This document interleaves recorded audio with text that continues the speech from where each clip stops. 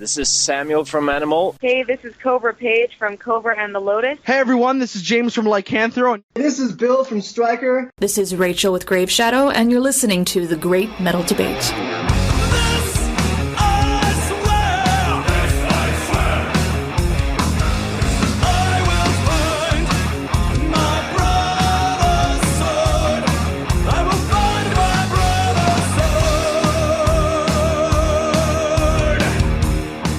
Welcome back to the podcast, music fans. The Metal Debate returns with another amazing metal artist interview. Today I'm joined by the guys in Greyhawk. I'll let you all introduce yourselves, but thank you so much for joining us on the Great Metal Debate. No problem. My name is Darren Wall. I play bass guitar. My name is Jesse Berlin, and I play electric guitar. My name is Rob Steinway. I play guitar as well. And Nate Butler. I play drums. So we're here in Madison, Wisconsin, following Greyhawk's performance on day one of Mad with Power Fest. I was in the crowd earlier, and I thought you guys put on a killer set. It looked like the folks in the crowd around me were rocking out. What was your perspective from up on stage? It couldn't ask for a better response. You know, I mean, you come into a festival like this, you don't know if people are going to know your music. You don't know if they're going to respond to it, especially a festival like this where it's so varied. There's lots of power metal bands. There's like a video game cover band. We just saw like a melodic death band, folk bands. So you don't know. And so it's exciting, but it's also a relief when they're into it. You know, you can kind of relax a little bit. So we thought the crowd response was great. We have no more merch. It's all sold. So clearly they liked it. Yeah, we came with a suitcase full of merchandise, and the suitcase is empty now. We're cleaned out. I was going to comment that following the set, it looked like you had a big crowd out there. Do you think it was mostly folks who had heard of you before, or were there anyone who came up to you who said, I'd never heard Greyhawk before, but now I'm a big fan? I think it was 50-50. Yeah. There were people that were like, I need to get a shirt. I don't have one, and they knew of us. But there's a lot of people who were like, didn't know what to expect. Have never heard you. Got to get the album. So it was very cool. And again, the line, because you walked away and then you came back and a new line formed. So that was pretty impressive. Get away, dude. I've been putting off your interview for too long. I've been trying to get away. I eventually had to just pack. We ran out and I just had to pack it up and say, we're done. Well, you know, it's funny you talked about the variety on this bill. To me, Greyhawk is like the perfect match for Mad with Power. You've got that traditional metal sound. You also don't seem, at least to me, to take yourselves too seriously, which I think is kind of part of the vibe of this fest. Had you played with many of the bands on the bill before? And also, how did you get hooked up with Ty? Let's see. We played with Unleash the Archers before. We played with Power Glove before. We played with, I think that's it. Yeah.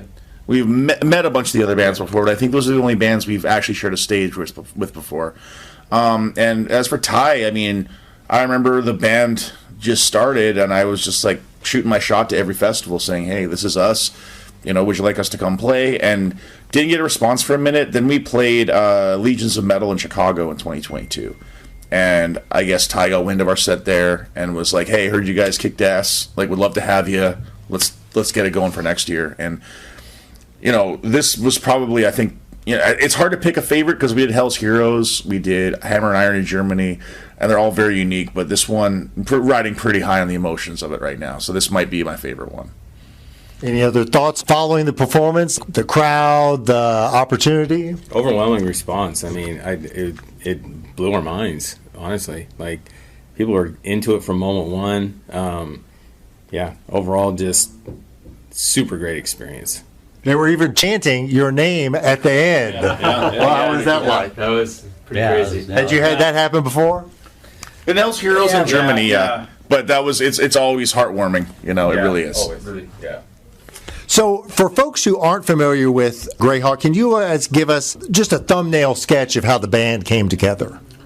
It was me and Jesse at the beginning. I'd moved to Seattle from Canada and was looking for a band, and there was this guy like playing unbelievable guitar stuff on YouTube, playing Racer X covers and Malmsteen covers, and I was like, man, I'll shoot this guy a line and see if he'll, like, you know, give me the time of day.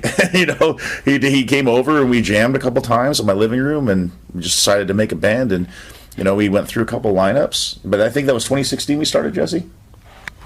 I lose count at this point. Hey, come on. 2016 is not that long ago. Come on. Feels like a long time. But yeah, it took us a little while to get like where we're at now. We kind of went on a hiatus, like tried some lineups in the beginning and then kind of paused and then brought it back after like a barbecue. Yep. Got drunk and yeah. So basically what happened was we'd kind of given up, and then I had a barbecue for Canada Day because I'm Canadian.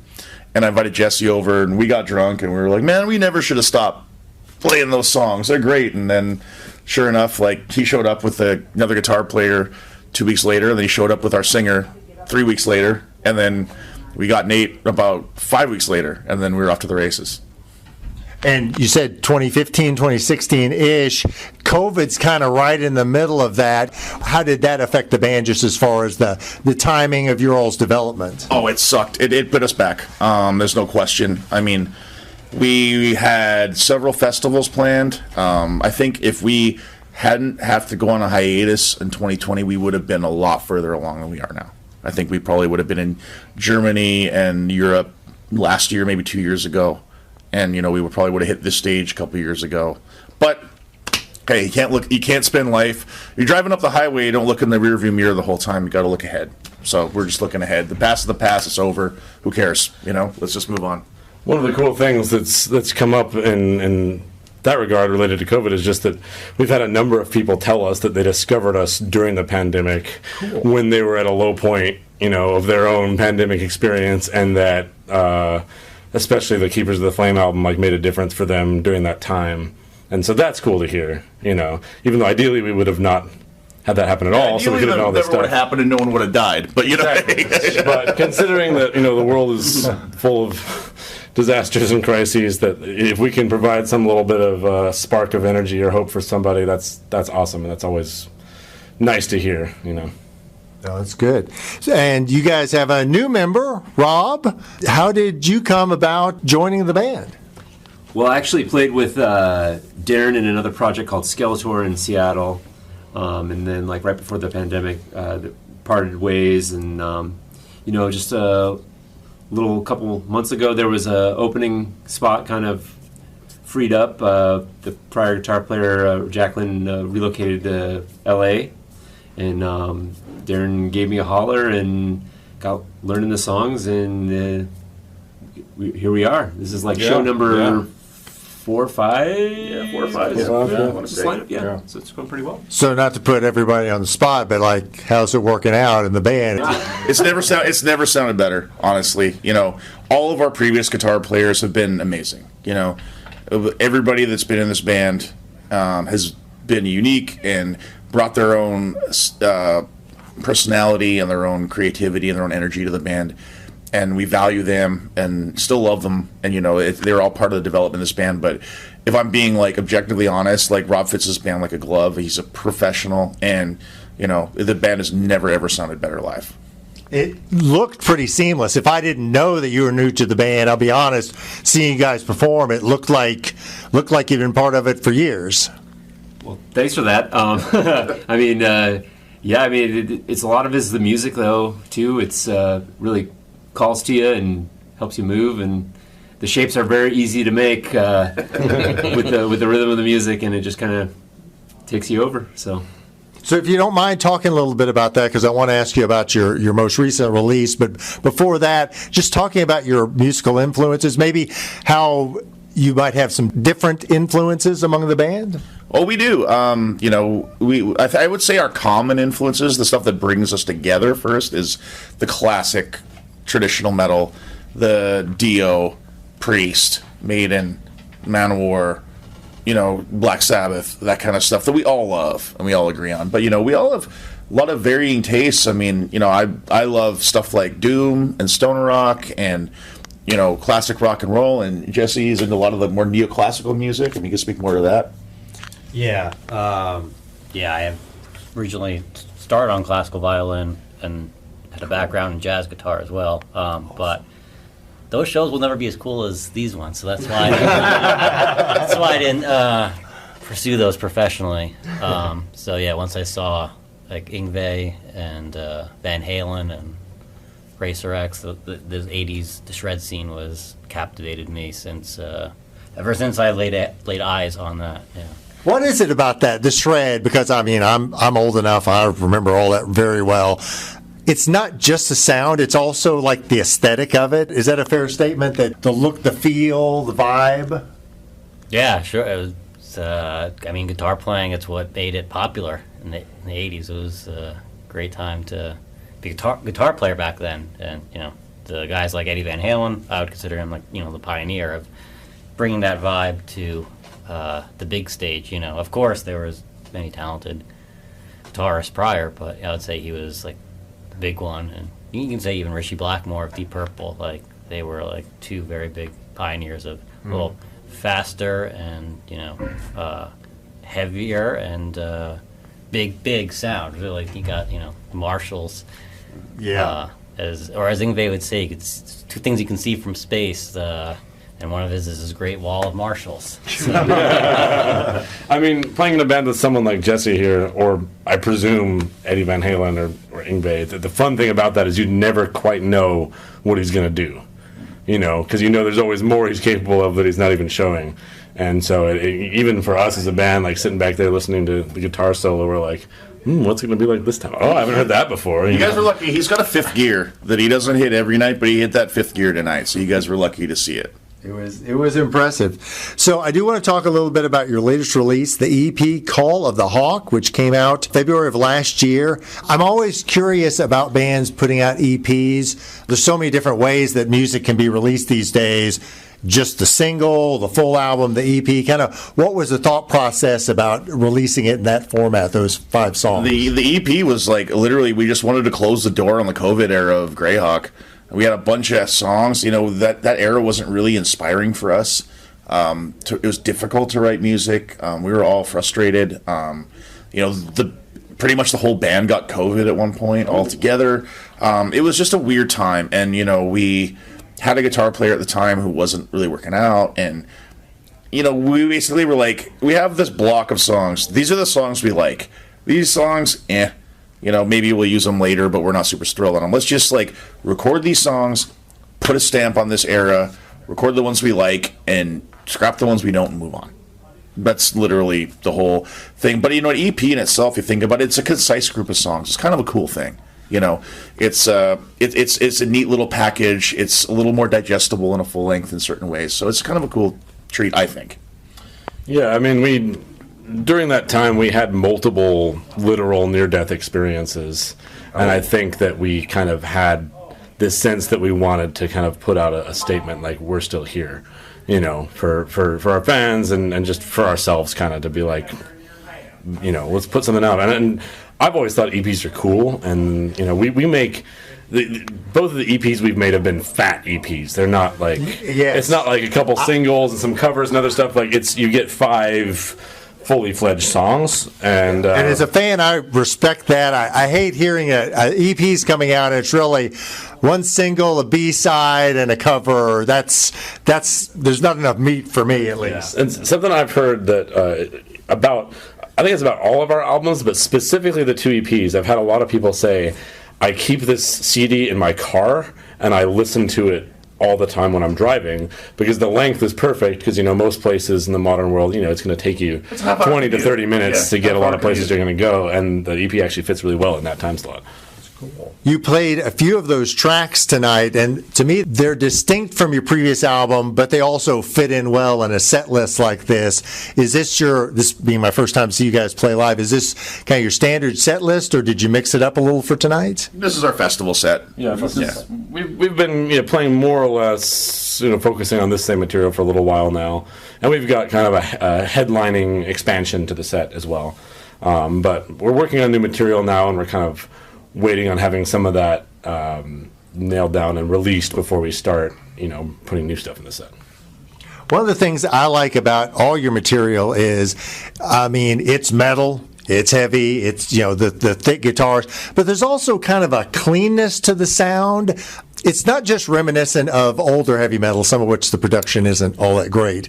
I mean, you can really hear all the instruments come out to the fore. Is that something that you guys do on purpose, or is it just kind of how the music comes out? I have a comment. Yeah, for me personally, I think it's because of our individual backgrounds prior to even all meeting, and I think us having listened to a lot of early stuff, I think that's what separates a lot of the modern bands is when you learn classic rock growing up, you got to learn to play clean, as far as I'm concerned, even if it's not the most technical, but it's a very pure sound back then, whereas, there's a lot of processing and things nowadays that can kind of color, I think, a lot of the sounds. Took the words out of my mouth.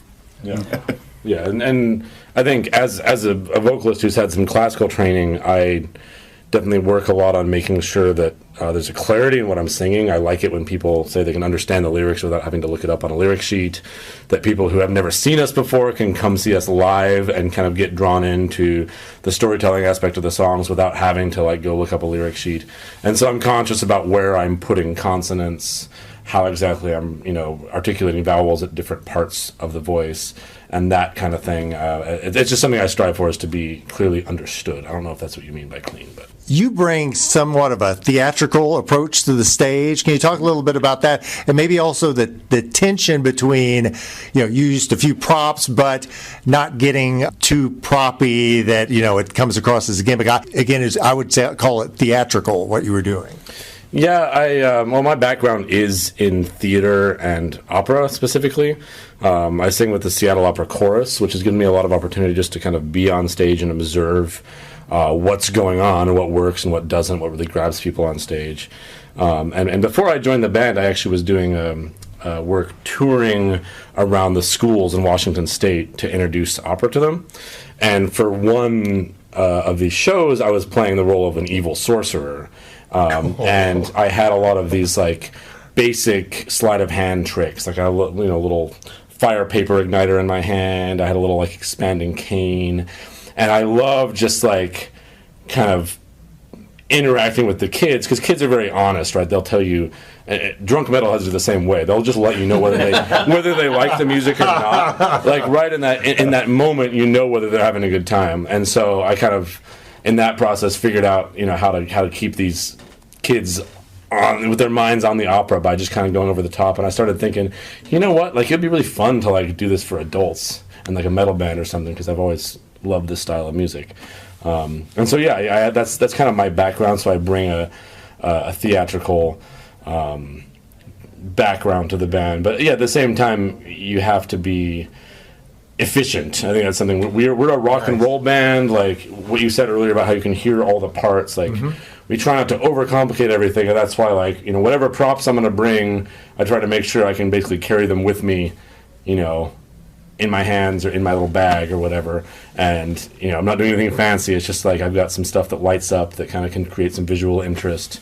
And make a picture on stage that's going to appeal to people, because people are looking with their eyes and just as they're listening at the same time, and the visual presentation matters in rock and roll, whether we like it or not, Darren, you were involved in an incident last year with a man with a gun at a show, and you've talked about that in other venues. Earlier this year, there was a fan who died at a Morbid Angel concert. A tornado hit the venue, very sad. I'm curious to ask all of you guys, folks who rely on people being involved in live music, wanting to come to live music events, how you all would advise fans to think about their own safety and risk factors, and just how to kind of measure that when they're thinking about, this band's coming around, I'd like to go see this show. It's hard to put a blanket response on that, but the thing I would tell people is don't let the Reaper dictate your life. You can't live life in fear, and you can't be afraid to go do things you love because something bad might happen. Now, situations are all different. Don't go see a show in Tornado Alley because, or Hurricane Ridge or something, something bad might happen. But, bad things happen all the time. And, you just have to get up there and live your life, And for me, myself, speaking to the things that happened to me, it took a while for me to be able to relax at a show. It took the same thing for all of us, It wasn't just me. We all went through that together.